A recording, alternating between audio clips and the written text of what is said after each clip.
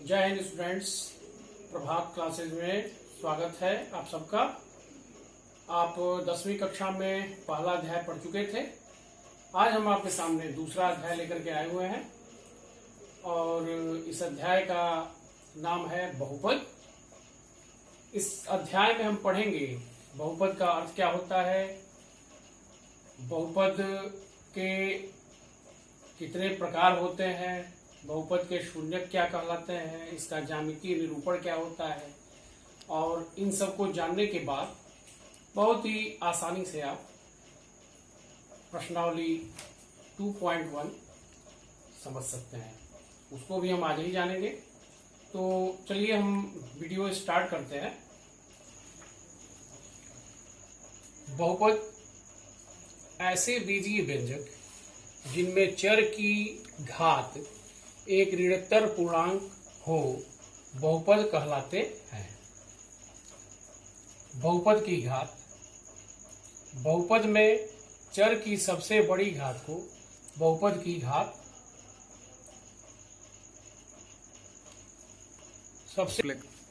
सबसे बड़ी घात बहुपद की घात कहलाती है। अब हम कुछ बहुपद लिखे हुए हैं, इसको हम देखेंगे। यहां पर हम देखेंगे कि इसमें ये है 3, ये है -1/2। इसमें कहीं चर नहीं है, तो जब चर नहीं है तो इसमें हम x अपने मन से x की पावर 0 ले सकते हैं। तो यहां पर हम देखेंगे कि यह जो है इसका घात 0 के बराबर है, तो इसको हम शून्य घात का बहुपद कहते हैं। दूसरे में हम आएंगे 3x + 5 √2x - 7। इन दोनों बहुपदों को हम देखेंगे तो यह x पर अधिकतम घात 1 के रूप का है, तो यह दोनों बहुपद एक घात का बहुपद कहलाएगा। और इस एक घात के बहुपद को हम रैखिक बहुपद भी कहते हैं।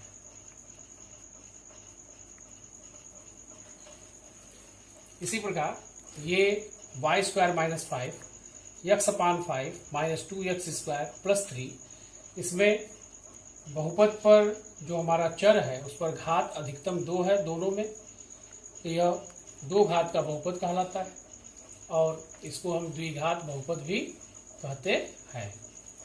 इसी प्रकार जब हम अगला बहुपद देखेंगे 3 - x² + x³ और x³ - 2, इसमें बहुपद पर अधिकतम घात 3 है, तो यह 3 घात का बहुपद कहलाता है।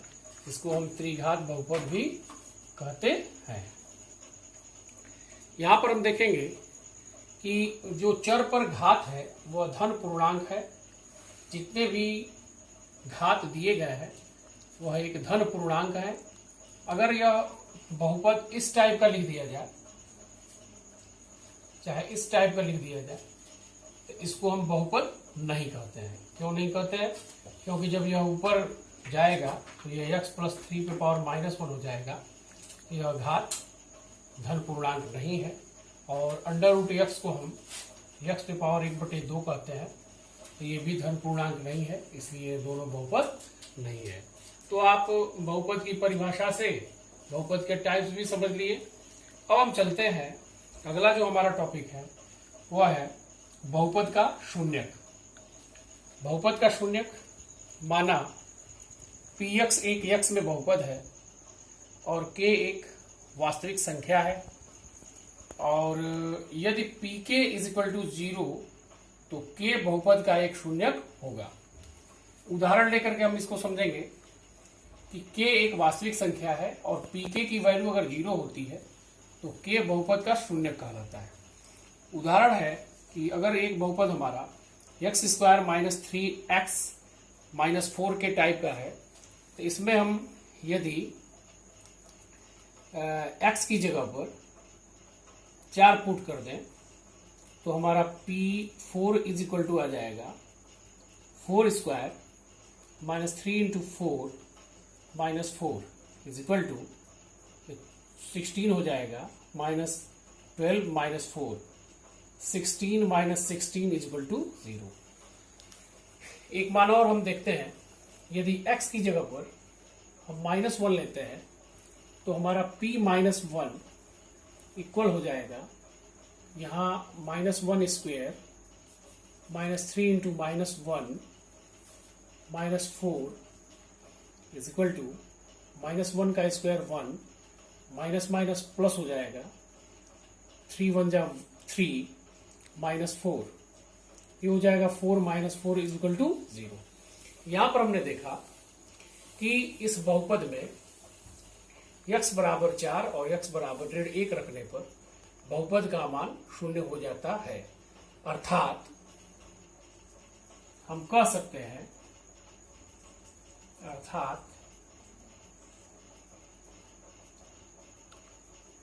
4 और 1 बहुपद x² -3x -4 के शून्यक होंगे। अब हम रैखिक बहुपद की तरफ थोड़ा ध्यान देंगे, तो आइए चलते हैं हम रैखिक बहुपद की तरफ। रैखिक बहुपद के शून्यक, तो हम मान लेते हैं कि px एक x में बहुपद है और यह रैखिक बहुपद हमने ले लिया 2x + 3 और मान लिया कि बहुपद का एक शून्यक है। इसलिए p के बराबर 0, अर्थात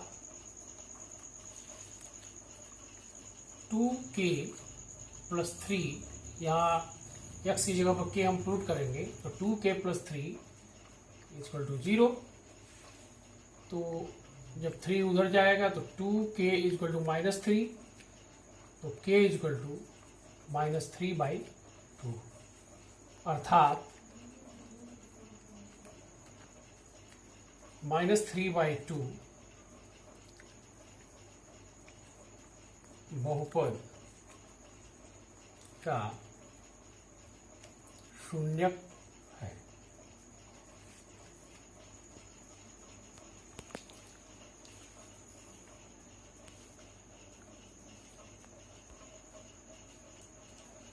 तो हम देखेंगे कि यदि 2 की जगह पर हम स्मॉल a ले लेते हैं और 3 की जगह पर b ले लेते हैं, तो इसी प्रकार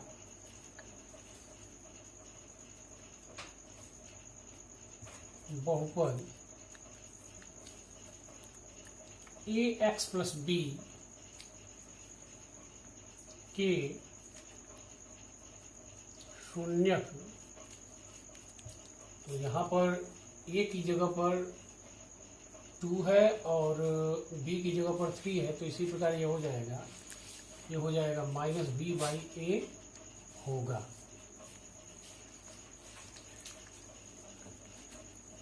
अब हम इस रैखिक बहुपद और द्विघात बहुपद का ज्यामितीय निरूपण देखेंगे। समय बचाने के लिए मैंने ग्राफ पहले से तैयार कर रखा है। यहाँ पर आप देखे थे कि जो हमारा रैखिक बहुपद का शून्यक आया था -3/2, तो इसको हम ज्यामितीय निरूपण द्वारा कैसे यहाँ दिखा सकते हैं। तो आप 9वीं कक्षा में इसको थोड़ा सा समझे थे, पूरा इसको हम देखते हैं।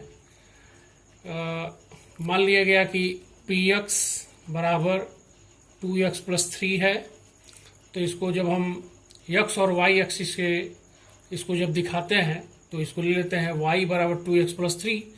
अब x का भिन्न भिन्न मान जब रखते हैं तो y का मान निकल जाता है। कोई भी हम मान लेकर के x का रखेंगे तो y निकल जाएगा। तो यहाँ पर हमने ऐसे चार्ट बना लिया और यहाँ लिख दिया x और यहाँ लिख दिया y बराबर 2x + 3। हमने x की जगह पर एक मान लिया -2, तो -2 का जब 2 में मल्टीप्लाई करेंगे तो 2 दूनी 4 हो जाएगा, -4 हो जाएगा। अब -4 को +3 में ऐड करेंगे तो -1 हो जाएगा। तो इसका मतलब अगर x का मान -2 है तो y का मान -1 है।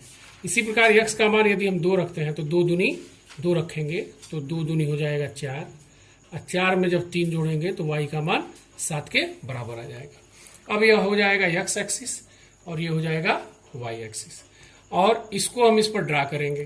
तो ड्रा कैसे करेंगे, ये x बराबर -2 है, यानी कि यहाँ से मूल बिंदु से हम बाई तरफ -2 जाएंगे। ये -1 है, ये -2 है, यहाँ आएंगे और y का मान -1 के बराबर है, तो -1 यहाँ पर है नीचे की तरफ, तो ये हो जाएगा हमारा यह पॉइंट -2 और -1।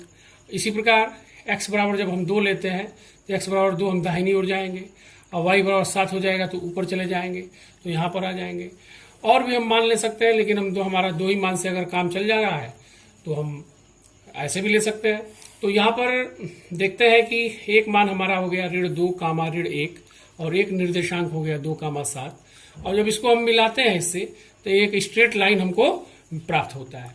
सरल रेखा में यह ग्राफ बनता है, और सरल रेखा में यह ग्राफ बनता है तो यह जो है हमारा रैखिक बहुपद का ज्यामितीय निरूपण कहलाता है। और इसको हम देखते हैं थोड़ा सा कि जब यह x एक्सिस को किस बिंदु पर काट रहा है, तो x एक्सिस को हम देखते हैं कि यह -3/2, 0 पर काट रहा है। तो जब यह -3/2, 0 पर प्रतिच्छेद किया है यह लाइन, तो इसमें जो x का निर्देशांक होता है अर्थात -3/2, यानी कि जो भी ग्राफ, जो भी लाइन लीनियर इक्वेशन में, रैखिक समीकरण में जब हम इसको ड्रा करते हैं तो जो कटान बिंदु हमारा x का रहता है x अक्ष पर, तो उस x अक्ष के x वाले जो मान होते हैं, x वाला मान, वही बहुपद का शून्य कहलाता है। हमने यहाँ पर आपको दिखाया था यहाँ पर कि जो k का मान आया था वह -3/2 आया था, और यहाँ पर भी आपने देखा कि जो यह लाइन आया है वह x एक्सिस को -3/2 पर काट रहा है। तो इस प्रकार इस विधि से, यानी कि ज्यामितीय निरूपण द्वारा, हमने इसके शून्य को प्राप्त किया। हम द्विघात बहुपद की ओर भी चलते हैं। हमने अभी थोड़ी देर पहले आपको एक द्विघात बहुपद लिया था, px बराबर x², px बराबर x² -3x -4, और इसका हमने जब शून्यक निकाला था तो एक मान थोड़ी देर पहले 4 और दूसरा मान -1 के बराबर आया था। इसको भी हमने ग्राफ के द्वारा दर्शाया है। हालांकि यह जो द्विघातीय ग्राफ है यह आपके सिलेबस के बाहर है, इस सिलेबस में नहीं है, लेकिन फिर भी इसको समझने के लिए हमने यह ग्राफ आपके लिए बनाया है। इसको आप समझेंगे जब इसको हम द्विघात बहुपद को ज्यामितीय निरूपण द्वारा दिखाते हैं, तो यहाँ पर x का भिन्न भिन्न मान, जैसे मान लिया गया कि x² -3x -4, अगर हम x बराबर -2 लेते हैं तो x बराबर -2 जब लेंगे तो 2 दूनी 4 हो जाएगा, ये -4 हो जाएगा, और ऋण यहाँ पर -2 मान जब x रखेंगे तो ऋण धन हो जाएगा, 3 दूनी 6 हो जाएगा, तो 4 6 10, और 10 में से 4 घटाएंगे तो 6 आ जाएगा, तो यहाँ से y का मान आ जाएगा। इसी प्रकार अन्य मान लेकर के हम x का अन्य मान लेकर के y का विभिन्न मान निकाल करके और यह ग्राफ ड्रा करते हैं, तो यह वक्र के आकार का बनता है। यानी कि जब हम द्विघात बहुपद का ग्राफ बनाते हैं तो वह वक्र के आकार का बनता है और परवलय आकार बनता है। अब हम इस ग्राफ की ओर थोड़ा ध्यान से देखेंगे। यह ग्राफ कुछ इस प्रकार का बना हुआ है, तो इसमें हम देखेंगे कि यह द्विघात बहुपद का जो ग्राफ बना है वह x एक्सिस को 2 बिंदुओं पर प्रतिच्छेद कर रहा है, और दोनों बिंदुओं को जब हम निर्देशांक की ओर ध्यान देंगे तो एक निर्देशांक आ रहा है 4 0 और एक निर्देशांक आ रहा है -1 0। तो यहाँ पर हमने आपको लीनियर इक्वेशन में भी बताया था कि जो भी ग्राफ x एक्सिस को जिस बिंदु पर काटता है उसका x वाला जो निर्देशांक होता है वही बहुपद का शून्य कहलाता है। तो यहाँ पर हम देख रहे हैं कि ऋण 1 और 4 जो कि आप हल करके देखे थे, तो इस द्विघात बहुपद का 2 शून्य का आया था 4 और ऋण 1। तो हमने लीनियर इक्वेशन में भी और द्विघात इक्वेशन में भी, क्वाड्रेटिक इक्वेशन में भी बताया कि बहुपद का शून्यक ज्यामितीय निरूपण द्वारा कैसे ज्ञात कर सकते हैं। ये द्विघात बहुपद px बराबर ax square plus bx plus c का यह जो है ग्राफ बनाया गया है और इसमें 3 स्थितियां हो सकती हैं। जैसा कि हमने बताया कि द्विघात बहुपद का जो ग्राफ बनता है वह परवलय के आकार का होता है। तो यह 3 प्रकार से बनाया जा सकता है, 3 प्रकार से हो सकता है। पहली स्थिति में जब हम देखेंगे तो यहाँ पर यह जो ग्राफ बना हुआ है, द्विघात बहुपद का ग्राफ बना हुआ है, यह x अक्ष को 2 बिंदुओं पर प्रतिच्छेद कर रहा है। तो जब 2 बिंदुओं पर प्रतिच्छेद कर रहा है तो इसके शून्यकों की संख्या 2 होगी। दूसरा कंडीशन जब हम देखेंगे, यह x अक्ष को 1 बिंदु पर प्रतिच्छेद कर रहा है, तो यह द्विघात बहुपद में शून्यकों की संख्या 1 होगी। तीसरे में इसी प्रकार हम देखेंगे कि यह x अक्ष को कहीं प्रतिच्छेद नहीं कर रहा है, यहाँ और यहाँ कहीं x अक्ष को काट नहीं रहा है, तो इसके शून्यकों की संख्या 0 होगी। इसी प्रकार हम त्रिघात बहुपद में भी समझ सकते हैं कि त्रिघात बहुपद के अधिकतम शून्यक 3 हो सकते हैं और द्विघात बहुपद के अधिकतम शून्यक 2 हो सकते हैं। और इस ग्राफ से ये भी हम समझ सकते हैं कि जो भी वक्र या जो भी ग्राफ x अक्ष को जितने बिंदु पर प्रतिच्छेद करता है उतने ही उस बहुपद के शून्यक कहलाते हैं। अब हम इस सब जानने के बाद प्रश्नावली को, पहला चैप्टर को हम जब देखेंगे तो हमको कुछ चीजें समझ में आएंगी। तो चलिए हम प्रश्नावली की तरफ बढ़ते हैं। प्रश्नावली 2.1 हम देखते हैं।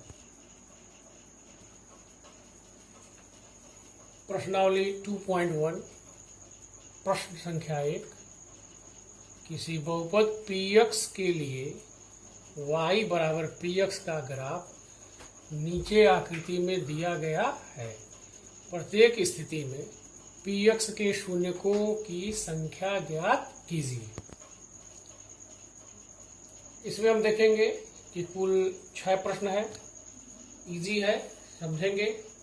यह हमारा जो ग्राफ बना हुआ है पहला वाला, इसमें यह ग्राफ x अक्ष को किसी भी बिंदु पर प्रतिच्छेद नहीं कर रहा है। हमने लिखा हुआ है क्योंकि ग्राफ x अक्ष को कहीं प्रतिच्छेद नहीं करता है, इसलिए शून्यकों की संख्या 0 है। इसी प्रकार हम दूसरे में देखेंगे कि यह जो ग्राफ बना हुआ है वह x अक्ष को एक जगह प्रतिच्छेद कर रहा है, एक बिंदु पर प्रतिच्छेद कर रहा है, तो इसके शून्यकों की संख्या 1 हो जाएगी।